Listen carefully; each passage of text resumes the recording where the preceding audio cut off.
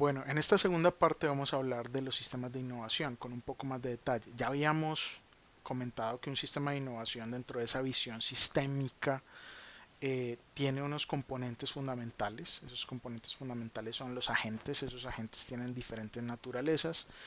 Hay unos recursos que intercambian esos agentes o que generan o que usan esos agentes. Hay un intercambio obviamente de esos recursos, bien sea por transacciones o por intercambios de otra naturaleza, y hay una normativa que gobierna todo eso, con un propósito fundamental, un propósito central que es generar valor y desarrollo regional. En ese sentido, entonces, un ejemplo es el Comité Universidad Empresa Estado, que es más una organización de corte gremial. Eso quiere decir que reúne organizaciones y en este caso reúne organizaciones de tres naturalezas o de tres grupos fundamentales. Un grupo académico, donde están las universidades, donde están los centros de investigación, donde están los centros de desarrollo tecnológico. Hay otro grupo que es el de las empresas, que pueden ser empresas con ánimo de lucro, es decir, que generen rendimientos financieros o sin ánimo de lucro, que se haga una reinversión de todos los rendimientos financieros que se generen. Entonces ahí están las ONGs, las corporaciones, las fundaciones y dentro de fundaciones también encontramos organizaciones relativamente grandes como museos interactivos, como museos de arte, arte moderno, arte clásico, etcétera. Y en el tema de las entidades con ánimo de lucro, pues ahí sí está todos los sectores industriales representados, desde el sector primario que es extracción, pasando por el sector manufactura, el sector terciario que es servicios y de ahí para arriba pues todos los nuevos modelos y esquemas de negocio que van resultando. Esto ha mostrado ser un medio de cohesión del sistema de innovación local. Sin embargo, vamos a ver que las definiciones son genéricas y se pueden aplicar en diferentes escalas del, de, de aplicación o se pueden aplicar a diferentes escalas del sistema, ¿cierto? En el caso del tercer grupo, que es el sector Estado, digamos que no es la mejor palabra, pero también es la única forma en la que se puede expresar que la legislación, al menos en Colombia, depende de un ente nacional, ¿cierto? La ley viene del Congreso de la República y quien hace que funcione o quienes son los agentes que están llamados a hacer que funcione es el Estado. Entonces, también hay que reconocer que cuando se menciona Estado hay que tener en cuenta los tres niveles o al menos las tres escalas, que es la municipal, o sea, el ente local, territorial, el ente más grande que sería el departamental y ya el más grande que es el país. En otras partes del mundo inclusive hablan de sistemas de innovación regionales en términos de varios países o en términos de combinación de varios países. El caso de la Unión Europea, a pesar de que no son un país y son un conjunto de países, tienen un sistema de innovación general para toda la Unión. Entonces, para mencionar los conceptos fundamentales del sistema de innovación, haremos una línea de tiempo con unas definiciones y básicamente aquí hay una aclaración e inclusive una ilustración de por qué el concepto de sistema de innovación arranca en los años 70 y es que los años 70 son, o la década de los 70, no un año específico, sino toda la década es lo que podríamos llamar la década donde arranca la revolución electrónica, donde pasamos de productos que funcionan nada más con electricidad para unas eh, funciones muy básicas y empezamos a utilizar dispositivos electrónicos que almacenan, intercambian, despliegan información.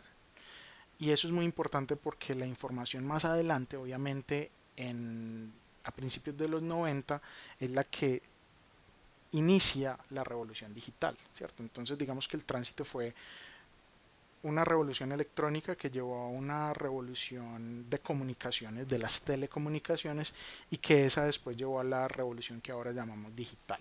Entonces, en los años 70, ¿qué pasa? Como estamos hablando de la revolución electrónica, eran un montón de empresas que estaban empezando a manufacturar y a desarrollar esos pequeños circuitos electrónicos que precisamente tenían múltiples tareas, bien sea para contar el tiempo, para iluminar una pequeña pantalla, para filtrar una señal, etcétera. Entonces, en lo que se llama el Valle del Silicio, y por eso el Valle del Silicio resulta ser tan famoso porque no es tan nuevo, ha ganado reputación y fama desde hace mucho tiempo, y es que en el Valle del Silicio, allá en California, en los Estados Unidos, fue donde estas empresas de electrónica empezaron a interactuar con sus socios naturales, que eran las universidades. ¿Por qué? Porque al fin y al cabo en las universidades se hace la investigación y la mayoría de sus empleados pues vienen de las universidades después de hacer investigaciones de alto nivel.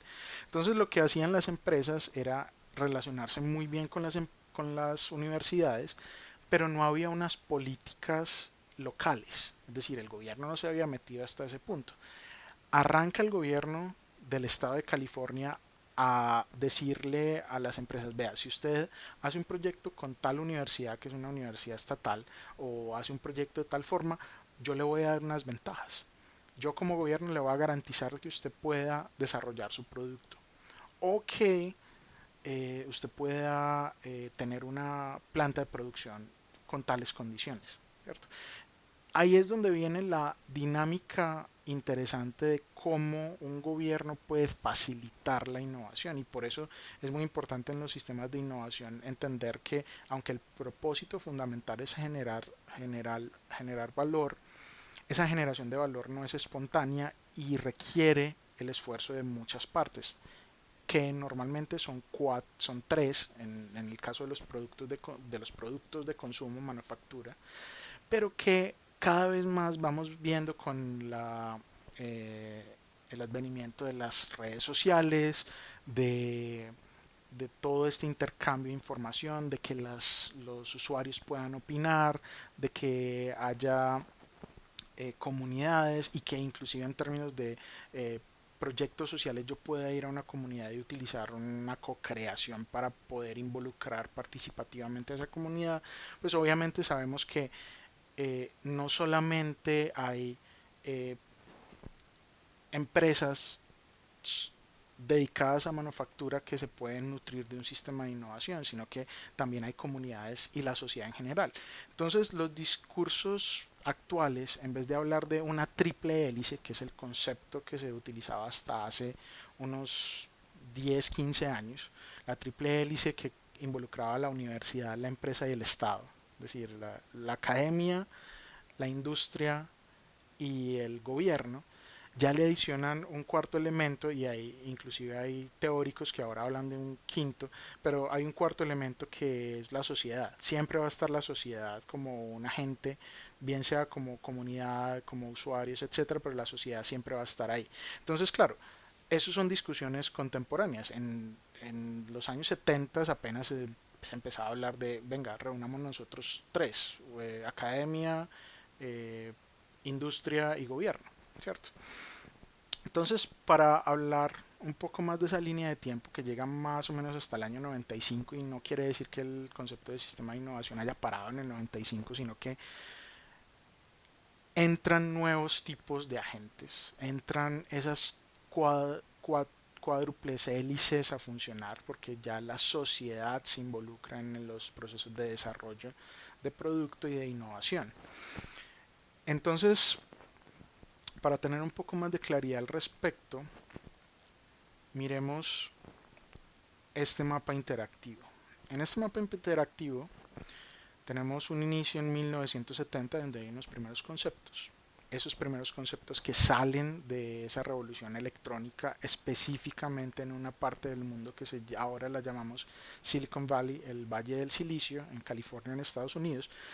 Pero en el año 87 hay un británico, Christopher Freeman, que logra de forma teórica en el papel definir el fenómeno que estaba sucediendo en muchas partes del mundo, no solamente en California. Ya empezaba a aparecer eso mismo en Japón, empezaba a aparecer algo similar en Inglaterra, y él lo que hace es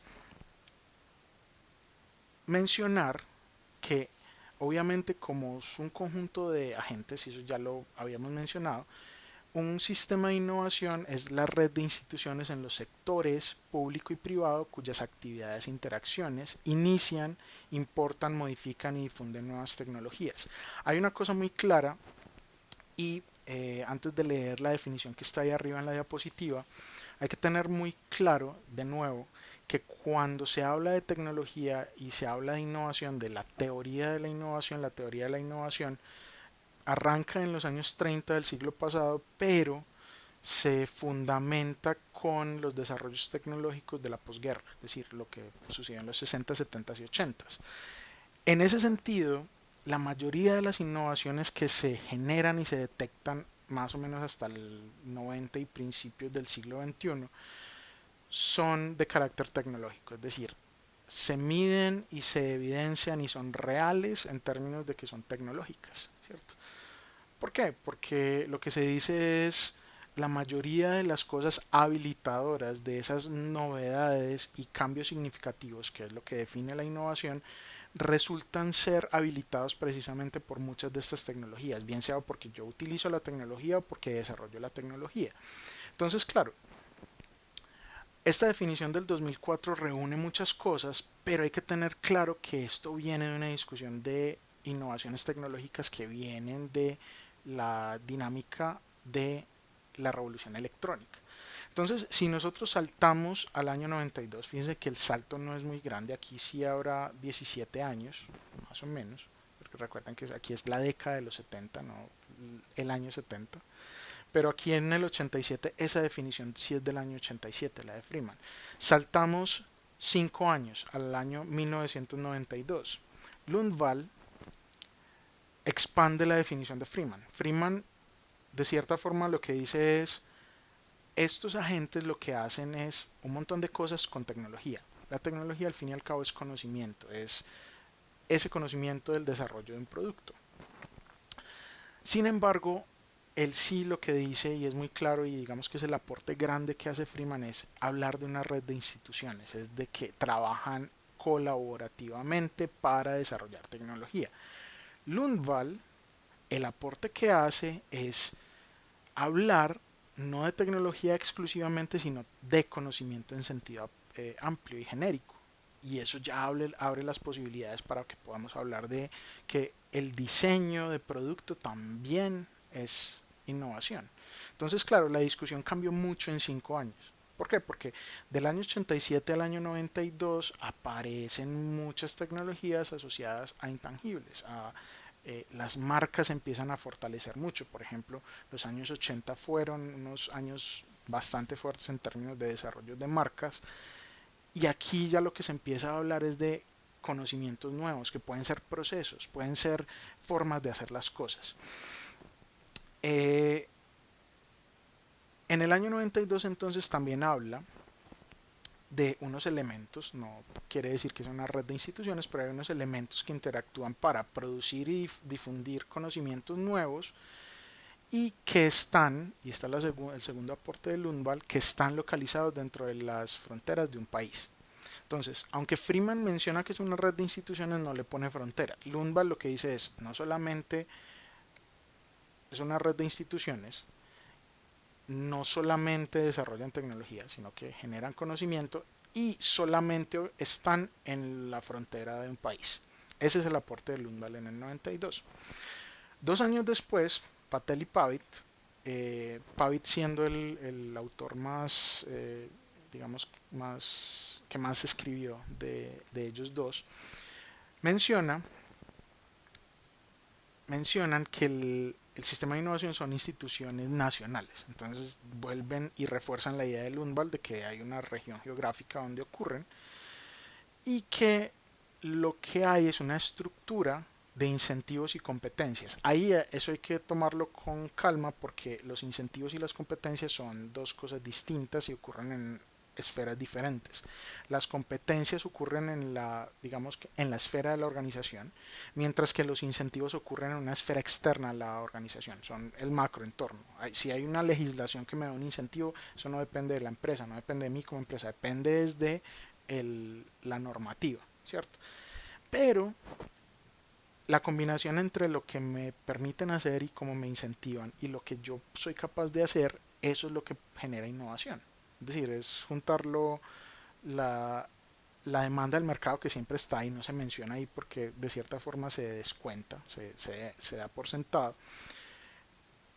Lo que mencionan es que esa combinación de esas dos cosas determinan la velocidad y dirección de un aprendizaje. Y eso también es importante porque no lo limitan únicamente a lo tecnológico, aunque hablan de lo tecnológico, pero la palabra aprendizaje es muy importante porque el aprendizaje genera conocimiento. Entonces, de nuevo, volvemos al concepto de Lundvall, pero un poquito más sofisticado, escrito de otra forma, en donde hay instituciones en una frontera de un país que tienen, digamos, la labor o el fin último de desarrollar tecnología, pero en últimas es desarrollar aprendizaje tecnológico. Y eso ocurre en direcciones y velocidades. Entonces, de cierta forma estamos volviendo a los elementos fundamentales del sistema de innovación que habíamos mencionado en la primera diapositiva. Estamos hablando de unos actores, ahí están. Estamos hablando de unos recursos, que son las competencias y las habilidades desarrolladas en esas competencias. Los incentivos los podemos llamar recursos ahí que están latentes. Hay un intercambio de recursos, entonces hay una velocidad y dirección, es decir, hay unos intercambios. Hay una normativa porque se habla de incentivos y los incentivos normalmente tienen que ver con normativa. Y por último, hay un propósito, de nuevo, es generar ese aprendizaje. Y agregan o un volumen de actividades generadoras de cambio, entonces ahí sí lo vuelven súper genérico y es cualquier cosa que pueda generar un cambio positivo en un país, eso se puede considerar una actividad de innovación. Entonces no solamente lo tecnológico, sino también, bueno, vamos a encontrar una nueva forma de que podamos votar en las elecciones. Eso también hace parte de la innovación y ha habido países que han hecho lo que se denomina una innovación gubernamental o han utilizado formas de gobierno electrónico que permitan hacer eso. Y eso no es una innovación industrial, es una innovación gubernamental o de gobierno. Por último, un año después, fíjense que los márgenes son cada vez más pequeñitos en ese caso. Metcalfe en el año 95 da una definición un poco más concreta orientada a las tecnologías de información que ya se habían generado en los 80s y 90s. Y lo que dice es, volvemos a los agentes, son una serie de instituciones que conjuntamente de forma individual contribuyen al desarrollo y difusión de nuevas tecnologías. Entonces, Metcalf de cierta forma se devuelve un poco, lo vuelve menos genérico y vuelve a hablar de tecnologías y que proporcionan el marco en el cual los gobiernos forman e implementan políticas para influir el proceso de innovación. Entonces, Metcalf, aunque se devuelve a tecnologías, expande la idea de que hay unos agentes gubernamentales que ponen las reglas del juego, ¿cierto? Entonces, ese es el aporte de Metcalf.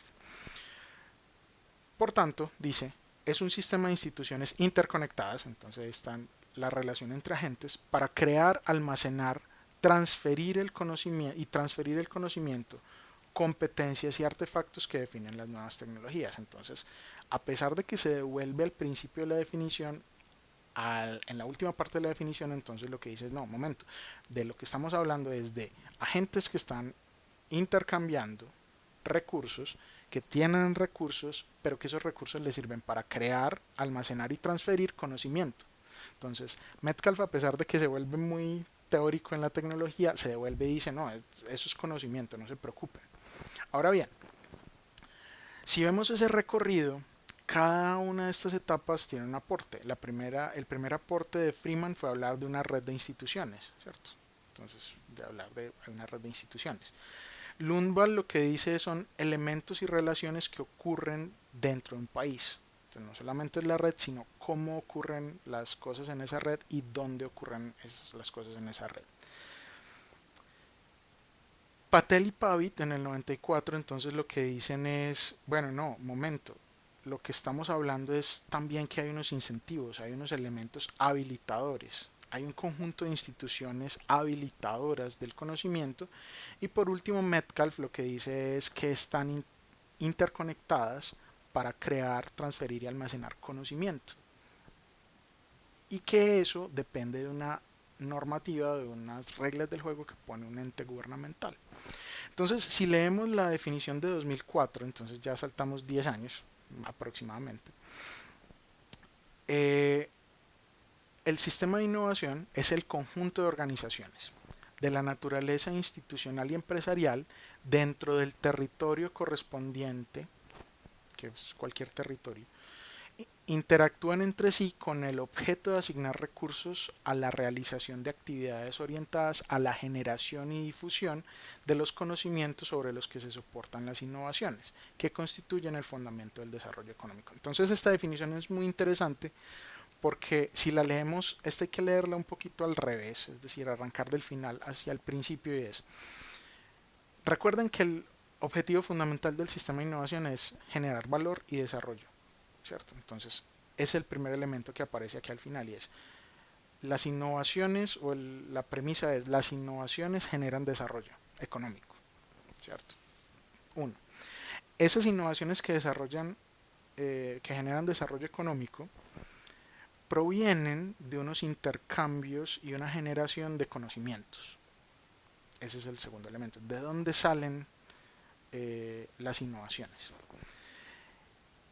Esos intercambios dependen de unos recursos, es decir, que haya unos recursos asignados a unas actividades de innovación y que esos recursos los tienen unas organizaciones que están dentro de un territorio. Esa es, digamos, una lectura, una mejor lectura que se puede hacer del texto, que a pesar de que está escrito en un orden, lo que se puede ver es cómo yo parto desde lo general a lo específico en esa definición, que de hecho lo que hace es que parte de lo específico y va a lo general, y es lo que dice es básicamente que en un territorio hay unas organizaciones, esas organizaciones lo que hacen es generan innovaciones para generar desarrollo económico, pero esas innovaciones parten o son generadas a partir de conocimiento, y ese conocimiento sucede porque hay unos intercambios de recursos. Ese sería como un parafraseo de la definición de Huesa del 2004. Entonces, si volvemos a la diapositiva inicial y vemos los elementos sistémicos, ahí en las definiciones que vimos se van construyendo o se van aclarando cada uno de ellos. Recuerden, son los actores, que son agentes gubernamentales, no gubernamentales, entre ellos los no gubernamentales pueden ser las universidades, ya hablamos del Comité de Universidad, Empresa, Estado. Los recursos, que haya existencia de recursos, que haya intercambio de recursos, ¿cierto? En esa red de actores o en ese conjunto de actores, que haya una normativa, y esa normativa normalmente depende del sector gobierno, de un agente gubernamental que lo pone a operar, y por último un propósito fundamental. Ahí tenemos los 5 elementos del sistema de innovación y están puestos en distintas definiciones. Ustedes pueden acceder a este mapa o esta línea de tiempo, esta infografía tipo línea de tiempo, en el enlace que está aquí abajo en el video. Entonces con eso damos cierre a la unidad 2, que corresponde a sistemas y modelos de innovación.